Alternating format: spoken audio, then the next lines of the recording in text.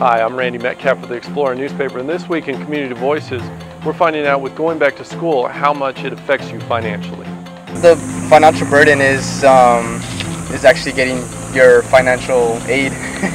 That's the part that's annoying. You know, you got to go through all these processes and filling out all this paperwork and everything, and then they tell you, oh, you don't have this, and then you have to go back and then come back again. We've been doing a lot of technology training, so 4th graders in Sunnyside next year are all getting laptops, and it's really great because the teachers now are kind of exploring different ways to get their kids into the technology kind of front and ways to use technology within the class. I'm going into my 2nd year teaching, so for me it's kind of something I'm used to, unfortunately.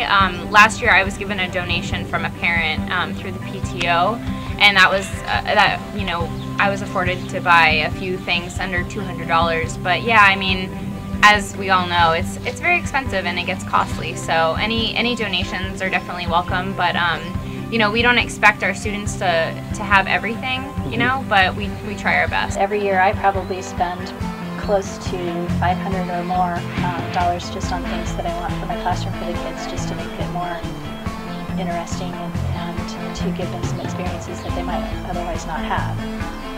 So a lot of the things that I do come right out of my pocket, and I don't turn in the receipts for everything that I do. A lot of the times the parents will help and donate things, and sometimes businesses around will help and donate things, but when it comes down to it, what teachers will do to make the experience great for the kids is go to the store and buy stuff that I need. Really, for me personally, my parents are really supportive of me, so they help me out with my expenses.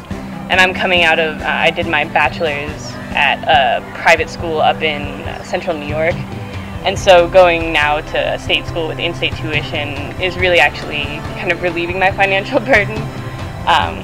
But that said, it's definitely preventing me from entering the workforce yet. So, you know, I'll have a couple more years where I'm relying on my parents.